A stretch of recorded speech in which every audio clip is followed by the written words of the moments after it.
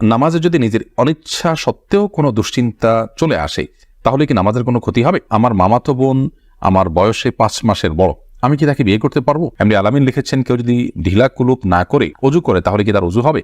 আরফাত ফারজান আপনি লিখেছেন, আমি নামাজ পড়ার সময় আমার ছোট বাচ্চা নামাজের সামনে হাঁটাহাঁটি করে, এদিকে ওর বা আমার কোনো গুণ হবে? আমার ভাতিজা আমাকে ছোট আব্বু বলে ডাকে, এতে কোনো সমস্যা হবে কিনা? দেখছেন, মেয়েদের মাসের একটা নির্দিষ্ট সময় নামাজ পড়তে হয় না, ওই সময় কি নখে নীল পালিশ লাগাতে পারবে? আমি একজনের কাছ থেকে কিছু টাকা ধার নিয়েছিলাম, তার সাথে আমার যোগাযোগ নেই, যোগাযোগ কোনোভাবেই আর করা সম্ভব নয়, এখন আমি কি করতে পারি? আরফাত ফারজান আপনি লিখেছেন, স্বামীর সামনে টিপ লাগালে গুনাহ হবে কি? আমার ছেলে 5 দিনের হায়াত নিয়ে দুনিয়াতে এসেছিল, আমার সন্তানকে আমার জন্য সুপারিশ করবে আল্লাহর কাছে? অজু করে আয়না দেখলি অজু ভেঙে প্রেম করে বিয়ে করেছি, হারাম সম্পর্ক করেছি, এখন কি করলে আল্লাহ আমার সংসার জীবনকে সুখের করবে?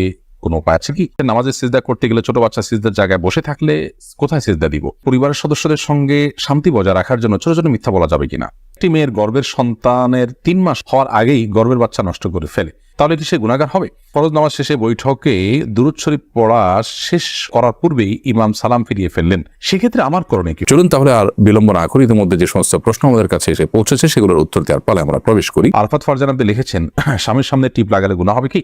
সৌন্দর্য বর্ধনের জন্য লাগাতে পারেন, কোনো অসুবিধা নেই, সেটি জায়েজ আছে। নামাজে সিজদা করতে গেলে ছোট বাচ্চা সিজদার জায়গায় বসে থাকলে কোথায় সিজদা দিব? সেক্ষেত্রে একটু ডানে বামে আপনি সরে সিজদা করতে পারেন, তাতে কোনো অসুবিধা হবে না। একটু এক কদম ডানে সরে গেলেন বা এক কদম বামে সরে গেলেন কিংবা এক কদম পেছে সরে গেলেন, কোনো অসুবিধা নেই। আর যদি কোনোই জায়গা না থাকে তাহলে এক হাতে আলতো করে বাচ্চাকে একটু সরিয়ে তারপর আপনি সিজদা করতে পারেন, কোনো অসুবিধা নেই। আমার ছেলে 5 দিনের হায়াত নিয়ে দুনিয়াতে এসেছিল, আমার সন্তানকে আমার জন্য সুপারিশ করবে আল্লাহর কাছে? বল, আপনার সন্তান আল্লাহর কাছে ইনশাআল্লাহ বিদিন আপনার জান্নাতের পথকে সুগম করবে কিয়ামতের ময়দানে, এবং এ ধরনের সন্তান বাবা মার জন্য জান্নাত অপেক্ষা করবে, এরকম বিভিন্ন বর্ণনা পাওয়া যায়। যদি আপনি সবর করতে পারেন, আল্লাহ তাআলা আপনাকে সবর করার তৌফিক দান করুন এবং উত্তম বিনিময় দান করুন। অজু করে আয়না দেখলি অজু ভেঙে যায় না, এতে কোনো অজু ভাঙে না। প্রেম করে বিয়ে করেছি, হারাম সম্পর্ক করেছি, এখন কি করলে আল্লাহ আমার সংসার জীবনকে সুখের করবে? কোনো উপায় আছে কি? আমাদের 2 দিন পর পর ছোট ছোট বিষয় নিয়ে অনেক ঝগড়া হয়, এখন আমরা কেউ কাউকে সহ্য করতে পারি না, এখন কি করলে আল্লাহ আমাদের শান্তি দিবেন? প্লিজ জানাবেন। বোন তারিমা, আপনারা আল্লাহর কাছে আগের কৃতকর্মের জন্য লজ্জিত হয়ে ধন্যজন ক্ষমা চাইবেন, চোখের পানি ফেলে মাপ চাইবেন যে আল্লাহ আমাদের অন্যার জন্য আপনি মাফ করুন, লজ্জিত থাকবেন। এর পাশাপাশি সুখী দাম্পত্য জীবনের জন্য আল্লাহর কাছে বিশেষভাবে দোয়া করবেন, সেই সাথে সুখী দাম্পত্যের জন্য যে আমলগুলো আছে সেগুলো করবেন, সবর এটার কসরত করবেন, যে ধৈর্য ধরে ধৈর্যের পাহাড় হওয়ার চেষ্টা করবেন, ইনশাআল্লাহ আল্লাহ তাআলা আপনাদেরকে সুখী করবেন।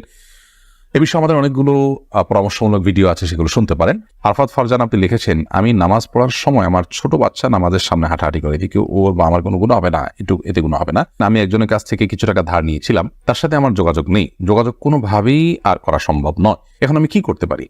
আপনি যদি তার সাথে যোগাযোগের কোনো সুযোগ না থাকে এবং যোগাযোগের কোনো সম্ভাবনা না থাকে, তাহলে সেক্ষেত্রে ওই টাকাটা কোনো গরিব দুঃখীকে দান করে দিবেন তার তরফ থেকে, অর্থাৎ তার তরফ থেকেই ডোনেশন করে দিলেন, দান করে দিলেন, সবটা তার আমল নামায় যুক্ত হলেন, মাধ্যমে ইনশাআল্লাহ আপনি দায়মুক্ত হওয়ার চেষ্টা করতে পারেন। আমার ভাতিজা আমাকে ছোট আব্বু বলে ডাকে, এতে কোনো সমস্যা হবে কিনা? দেখুন, আপনার ভাতিজা যদি আপনাকে ছোট আব্বু বলে ডাকে তাহলে সেক্ষেত্রে মৌলিকভাবে কোনো অসুবিধা নেই, কারণ আমাদের দেশে অনেক এলাকাতে চাচাকে ছোট বাবা বলা হয়। ছোট বাবা বলা হয় এটা রূপক অর্থে, তাকে সত্যিকারের পিতা মনে করে বাবা বলা হয় না। মানে আম্মুর রাজুল ইসলাম ওয়াবি, একজন কারোর চাচা তার বাবার মতোই অনেকটা শ্রদ্ধার জায়গা থেকে এবং অন্য অনেক দিক থেকে, সেই জায়গা থেকে তাকে ছোট আব্বু বলার যে প্রচলন আছে, এই প্রচলনটা আপনার রূপক অর্থে বলা হয়, সেই অর্থেই প্রচলনটা আছে, যার কারণে এটাতে আপনার বাপ নয় তাকে বাপ ডাকার যে অপরাধ, সে অপরাধ বা সে গুনাহ এখানে হবে না, কারণ ওই উদ্দেশ্যে কেউ বলেও না এবং বাবা হিসাবে গণ্য করে না। একটি মেয়ের গর্ভের সন্তানের 3 মাস হওয়ার আগেই গর্ভের বাচ্চা নষ্ট করে ফেলে, তাহলে কি সে গুনাহগার হবে? গর্ভের বাচ্চা নষ্ট করা সর্বাবস্থায় অপরাধের কথা, কিন্তু যদি সন্তানের মধ্যে হার্টবিট বা প্রাণ সঞ্চারিত হওয়ার আগেই আপনার কোনো এমন ওজরের ভিত্তিতে সেটি নষ্ট করা হয় যে ওজরটি শরীয়গ্রাহ্য, যেমন তার ফলশ্রুতিতে মার শরীর বা জীবনের মধ্যে হুমকি আছে বা বড় কোনো বিপদ হতে পারে বা বড় কোনো সমস্যা আছে, এরকম কোনো ওজরের ভিত্তিতে যদি এটা করে, তাহলে সেটা ক্ষেত্র বিশেষে ওজরের উপর নির্ভর করে সেটা জায়েজ হতে পারে। আর এমনিতে মনে চাইলো আর সন্তান নষ্ট করে ফেললো সামান্য ঠনক অজুহাতের ভিত্তিতে, এটি জায়েজ হবে না, এর ফলশ্রুতিতে মানুষ গুনাহগার হবে। আমার মামাতো বোন আমার বয়সে 5 মাসের বড়, আমি কি তাকে বিয়ে করতে পারবো? দেখুন, যিনি বয়সে বড় তার সাথে বিবাহ বন্ধনে আবদ্ধ হওয়া মৌলিকভাবে জায়েজ আছে, এটি কোনো নাজায়েজ বা হারাম কোনো বিষয় নয়।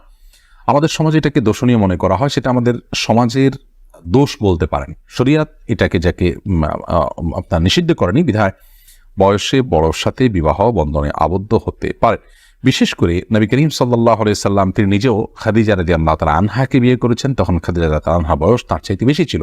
তো এখান থেকে বোঝা যায় নিজের চাইতে বয়সে বড় কাউকে বিয়ে করাটা শরিয়া দৃষ্টিকোণ থেকে মৌলিকভাবে অনুমোদিত।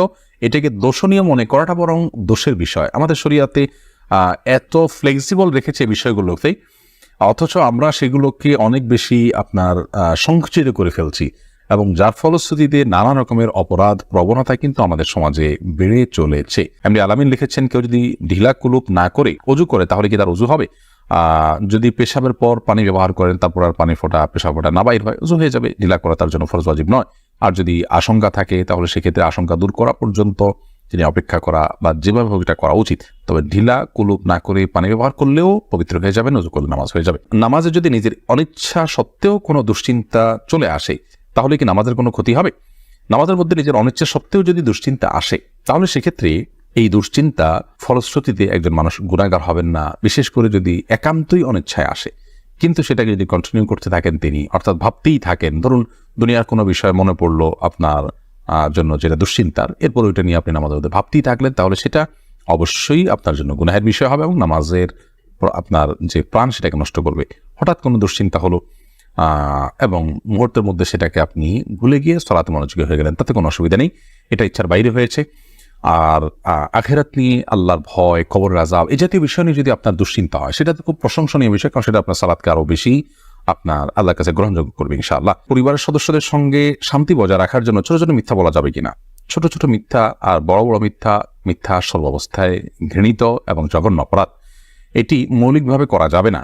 তবে দুজনের মধ্যকার বিবাদ মেটাবার জন্য যদি মিথ্যা বলতে হয়, একজনের কাছে গিয়ে অন্যজনের ব্যাপারে ইতিবাচক কথা, এমন কোনো কথা বলা যাতে করে তাদের মধ্যে সম্পর্কটা জোড়া লাগে, তো সেটাকে শরিয়া জায়েজ রেখেছে। পরিবারের সদস্যদের মধ্যে যদি এরকম কোনো পরিস্থিতি তৈরি হয় তাহলে সেক্ষেত্রে ওই ধরনের মিথ্যা কথা বলা জায়েজ আছে। এছাড়া আপনি খেয়াল খুশির মতো আপনি মিথ্যা বললেন পরিবারের সদস্যদের মধ্যে, তথাগত শান্তি বজায় রাখার জন্য এটি জায়েজ নয়, বরং সত্যবাদিতার অভ্যাস আমাদের মধ্যে গড়ে তুলতে হবে। মিথ্যা আজ আমাদের রন্ধ্রে ঢুকে গেছে, যার কারণে আমরা আমাদের কেনাকাটা, আমাদের কাজকাম, আমাদের শিক্ষা জীবন, আমাদের শিক্ষকতার জীবন, আমাদের কর্মজীবন, আমাদের জীবনের প্রতিটা ক্ষেত্রে আজ মিথ্যার সয়লাভ হয়ে গেছে। এই জায়গায় পরিবারের শান্তি বজায় রাখার নাম দিয়ে আবার তথাকথিত ছোট ছোট মিথ্যা বলার বিষয়টি কখনো অনুমোদিত হতে পারে না। ফরজ নামাজ শেষে বৈঠকে দুরূদ শরীফ পড়া শেষ করার পূর্বেই ইমাম সালাম ফিরিয়ে ফেললেন, সেক্ষেত্রে আমার করণীয় কি? ফরজ নামাজের শেষ বৈঠকে ইমাম আপনার দুরূদ শেষ করার আগে যদি সালাম ফিরিয়ে ফেলেন তাহলে আপনি খুব দ্রুততার সাথে দুরূদ শেষ করবেন। আর যদি দুরূদ শেষ করতে অনেক দেরি হয় তাহলে সেক্ষেত্রে কোনো একটা স্টেশনে দাঁড়িয়ে সালাম ফিরিয়ে ফেলবেন, আপনার সালাত হয়ে যাবে ইনশাআল্লাহ। অর্থাৎ যে কোনো একটা জায়গায় অর্থবহ হয়, যেমন আল্লাহুম্মা সাল্লি আলা মুহাম্মাদ ওয়া আলা আলি মুহাম্মাদ শেষ করলেন, পরে আপনি সালাম ফিরিয়ে ফেললেন, কারণ এখানে একটা অর্থবহ বাক্য হয়ে গেল। আর যদি শেষের দিকে থাকেন তাহলে দ্রুততার সাথে শেষ করে তারপর আপনি সালাম ফিরিয়ে ফেলবেন। সে মেয়েদের মাসের একটা নির্দিষ্ট সময় নামাজ পড়তে হয় না, ওই সময় কি নখে নেল পালিশ লাগাতে পারবে? হ্যাঁ, ওই সময় নখন নেল পালিশ লাগাতে পারেন। মাসিকের সময়তে যেহেতু আপনার সালাত নেই, অতএব নেল পালিশ আপনি ব্যবহার করলেন, আপনার ওযু করার প্রয়োজনীয়তা নেই, আপনি এটা করতে পারেন। এরপর যখন পবিত্র হবেন তখন আপনি সেখান থেকে নেল পালিশগুলোকে রিমুভ করে আপনি ওযু করে নামাজ পড়লেন, এটা জায়েজ আছে, কোনো অসুবিধা নেই।